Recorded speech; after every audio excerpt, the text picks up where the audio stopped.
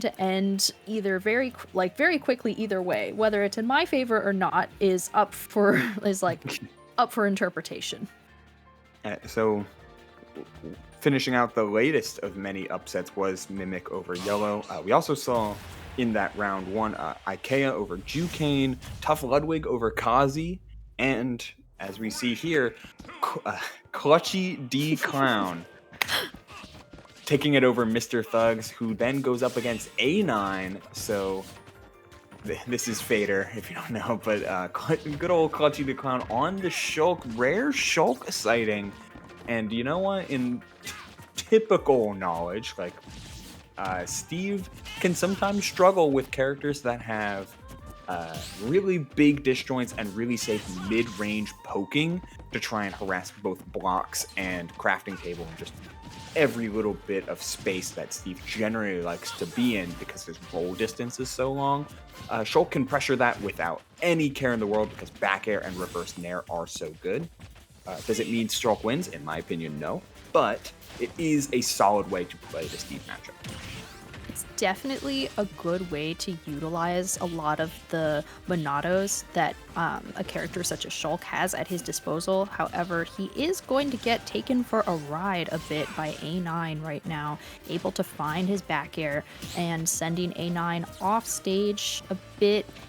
Gonna get some damage. However, we are still just about even between the two of them. The really interesting thing about Shulk's various Monados is that it's cool for your opponent in order to see typically what they want to go for based on what he switches to do. So that's something that I'm interested to see how A9 sort of utilizes. It doesn't always matter like that when you don't have time to react to what Clutchy D Clown is doing. However, I'm laughing at that tag. It's I'm fair. sorry. It's great, amazing tag. I ain't saying Clutchy D Clown all the time, boss. I'm calling you fake. It's the footstool anvil out of shield takes the cake. Finally, A9 with a chance to mine a little bit. Like there was so much of that first stock where you're just sitting without any iron, but now you've got iron. Now you've got gold. You still have to get through shield art, but you know, you get through it once and then you just look for the next hit, especially with Buster Art Online. You can deal that extra damage looking for the second forward air, but it's just off the mark. All right. Okay. Now that was definitely a risky option right there from Fader going so able to get the jump. However, going right there for the down air and then getting sent off stage, getting the block placed. However, able to make it back to stage. Now searching for whatever he can do.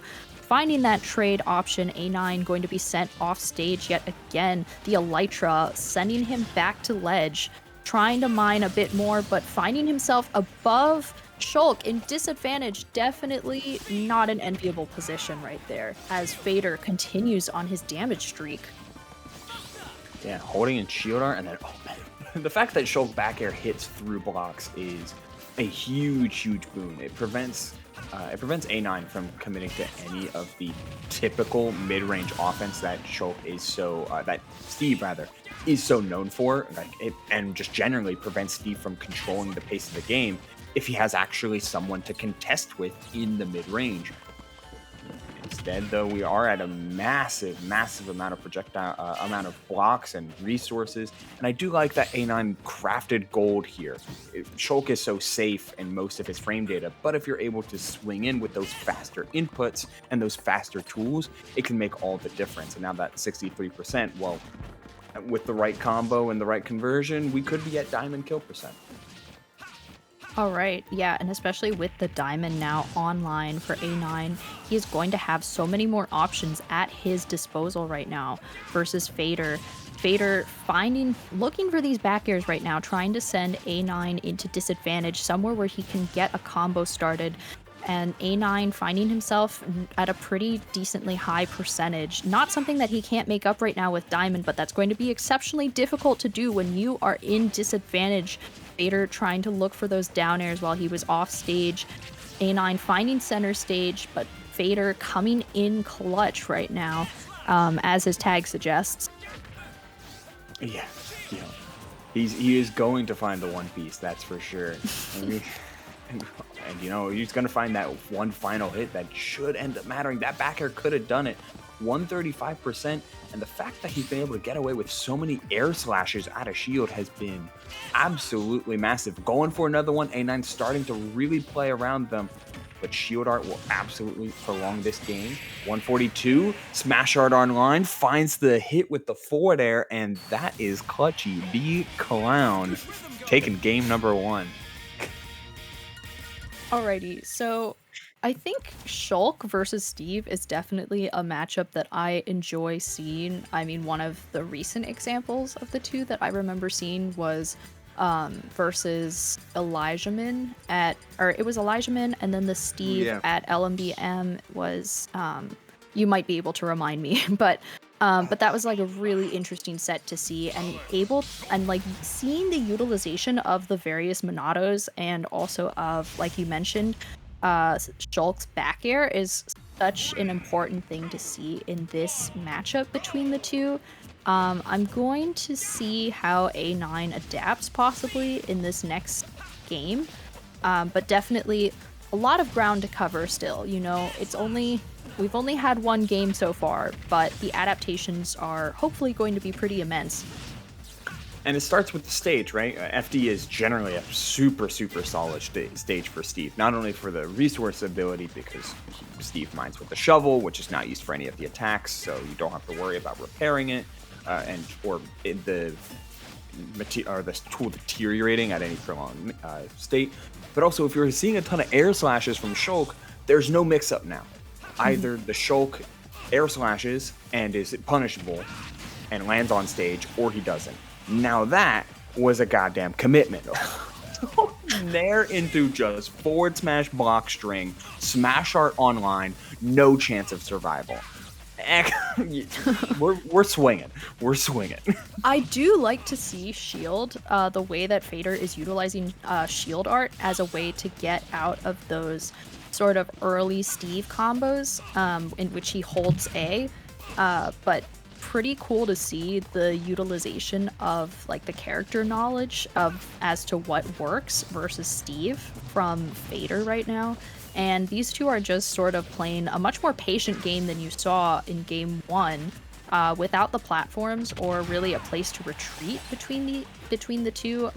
They're just sort of looking for their space rather than creating it the same way. Although that anvil is going to create a stock right there for A9. Yeah, shutting down the first stock is big, displacing the TNT just as large. I mean, Vader doing a really, really solid job of just holding down this mid range. And that's kind of the biggest thing that you could say about this matchup, right? Like, Shulk's typical game plan can throw a lot of fits for the Steve's typical defensive game plan, and then you never have to worry about games stocks going long because of blocks or because of general weight and recovery properties because of smash art. You're able to shut that down and destroy blocks with relative ease. Now there's the type of setups that Mhm. are problematic. Clutchy, you are not. I mean, you could tech that. You can't buffer the tech, but even still, you are getting forward smashed all the same. A9 instantly making it back here, making it back into an even game state. But with Buster Art online and plenty of percent to go through, we're keeping it safe. And then the jump art gets us right out of danger. Flipping the art so quickly. Okay, Fader is trying to shake up anything in order to get A9 off the spot. Now, I do think jump art could be utilized, especially off stage, versus a character such as Steve, who has such a linear recovery with Elytra. Going for the shield art right there when you are in disadvantage, definitely a smart move right there from Fader, able to avoid that anvil with the utilization of the invincibility frames while hanging onto the ledge, finding himself at center stage, trying to look for the opening while A9 is just mining in peace right now. Um, Finding his resources, sending A9 to the center stage, but it's definitely not an enviable position to be at a high percent versus Steve off stage, especially when he has Diamond online. He went for the vision counter. I can't believe this. Anticipating A9 just to start swinging for the fences here, which you can expect. But A9 doing a very, very solid job of just forgetting the block stuff, forgetting the defensive type of mid range neutral that Steve is so infamous for, because that is just playing into the spacing and the pace of play that Shulk wants to be at. Instead, you have to make Shulk feel like he's at a disadvantage whenever the range is up close and personal. Those just 0 character lengths away from each other, right up next to him. And A9 just doing some classic swordy counterplay, run up shield, and then pick your favorite out of shield option that'll work out. And yep, Footstool Anvil will absolutely work out.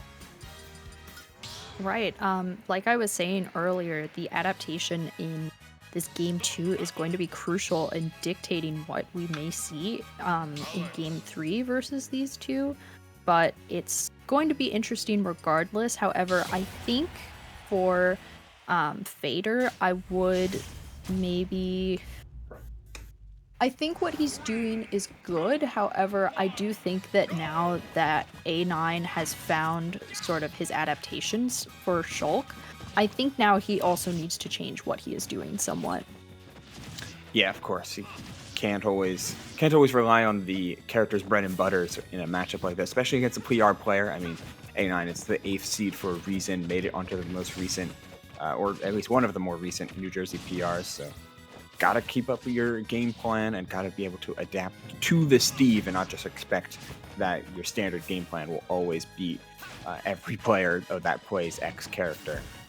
But still, it's a solid one here for Fader. You know, we are playing at a very, very grounded level, kind of only really jumping when Fader sees he has the space and time to jump, which, hey, all 100% down for. Poking with grounded options may not be Shulk's forte, but it absolutely is something he can do with things like down tilt and forward tilts. And if you get time to put out back airs like we're seeing plenty on a stage like Town and City, then we're going to use all of that time and then some.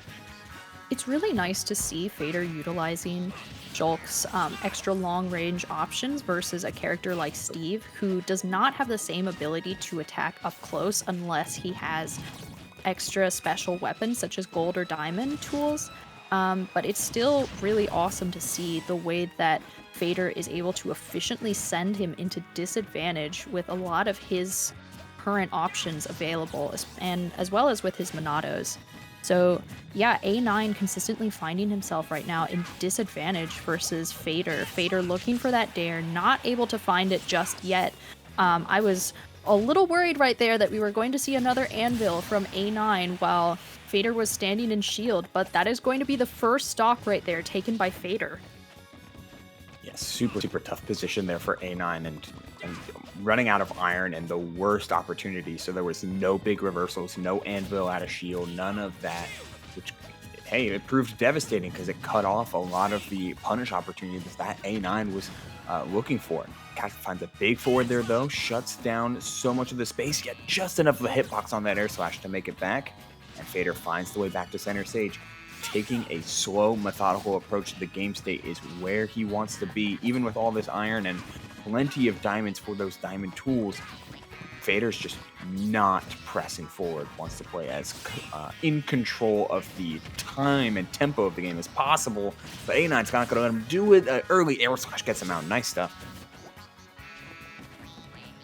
For sure, I think absolutely it's amazing to see the way that Fader is starting to adapt to the utilization of the anvil out of shield. It's great to see him avoiding these now, and it was something that cost him so many stocks earlier. He's doing a lot of jumping now, though. This mid game is seeing a lot of jump aways and double jumps from Fader. Have to see if this is going to find a big punish, though, for A9. He hasn't found a ton of back airs, though. It's been a lot of forward air. Now, oh, man, we're stuffing him down at the ledge. Choke forward air. Got him. GG's. Oh, no, not enough time.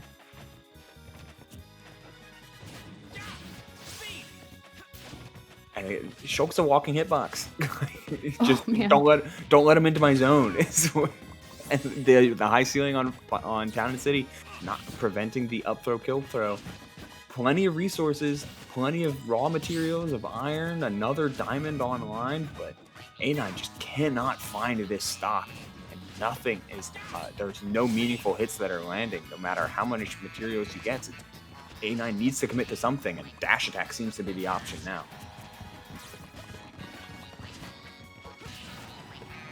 For sure. As we can see here, it looks like these two are scrapping neck and neck right now. Of course, with sorry, Yeah. just oh, okay, that stock there was a little nasty. Yeah, I mean, it's a pretty perfect setup. At 200, it'll absolutely close everything down. But, hey, 81% here. You're chipping away. Get any hit by A9, though, is not true. I was going to say any hit by A9 could be easily 80%, but not when Shield Art is online. It's instantly way to shut things down, and then the drop zone fair on the low Elytra, A9 getting caught by a huge Smash Art forward air, and thus with 2 minutes on the clock, this might go to time, this might not, but all the same, everything's in control here for Fate. It's awesome to see here as Fader is able to find these setups, find his advantage state right now with a stock lead above A9, knowing that he has all the time in the world right now. He is taking pretty minimal damage and able to rack up damage right now versus A9 in order to secure his position in that he doesn't have to do nearly as much right now versus A9. A9 finding the stock, however, he is still at a pretty reasonable disadvantage right now, and especially off stage versus a character such as Shulk, definitely not an enviable position of where he wants to be. No way. Oh man. No way he went for the Shulk up smash at ledge. I can't believe this guy. uh, I He's going. You know what? It's everything in the kitchen sink. We are covering all of the options, and we're trying to close out this game ASAP. And then, hey, take your time. You've got a big stage here to recharge all of your individual Monado arts. Gold tools still online, but we are switching them out for diamond tools. We need that extra oomph if we want to make back this game for A9. But no gold as well on any of these minecarts. So perhaps going to try and focus on trying getting a little bit of gold back. But at 45 seconds, A9 has to commit or else he loses out this game in the sheer 40 seconds. Things have to be chosen. Plays got to be made. You can't sit there and mine. You have to make sure something happens, but you also need enough iron in order to do so. As the shield art gets instantly out of that combo. Nice pickup by A9, though. We're shifting over from different combos to different positions, but the forward air at a disadvantage. No iron, no resources. The forward smash would have won him the game, but you know, Fader is retreating with these shield arts, trying to jump away with the jump arts, but commits to a forward air with a huge change up, and the down air connects, and that's gonna do it. With 8 seconds on the clock, the down air. Wow, the way that Fader was able to find that opening for himself. Absolutely insane stuff right there. Oh man, and you know what? It came down to the final seconds. A9 was absolutely losing the timeout, so he had to make those big commitments. But what I always love about defensive games and defensive game states, especially in timeout situations, is when you know your opponent has to commit. Your opponent has to either do some sort of like overshoot or call out or spacing trap or some sort of way to run their offense, and you stuff them out anyway. It's like, oh, I know you're gonna jump in, so I'm gonna do my anti-air. I know you're gonna land on my shield unsafe in order to get an optimized combo, so I'm gonna make sure I up B out of shield you. I'm gonna do something to get something really devastating going and outplay it by, instead of always retreating, by going on the offensive instead. Nice stuff there from Fader to make some very last second decisions in order to take that game against A9. A PR win for Fader, and his reward is to play against Phantom in winners quarterfinals. Steve bracket for him. But hey, if there's anyone that showed that they have a really good game plan against Steve, it's Fader. Absolutely. And I think what was absolutely hysterical about that last stock interaction right there from Fader was that he really didn't need to go for that down air. In fact, he would have put himself in a pretty bad position had he not landed it. But with 8 seconds on the clock, he didn't need to do all of that. However, he wanted to go for the thing that would be the most devastating attack possible versus A9, and I absolutely respect him for having gone for that. So a well-earned game 3 right there for... Oh yeah, I'm sorry. My ninja is not working right now. It's like kind of buffering, but I'm still here. I'm glad I can be heard. Yes, that is definitely the most important. Anyway,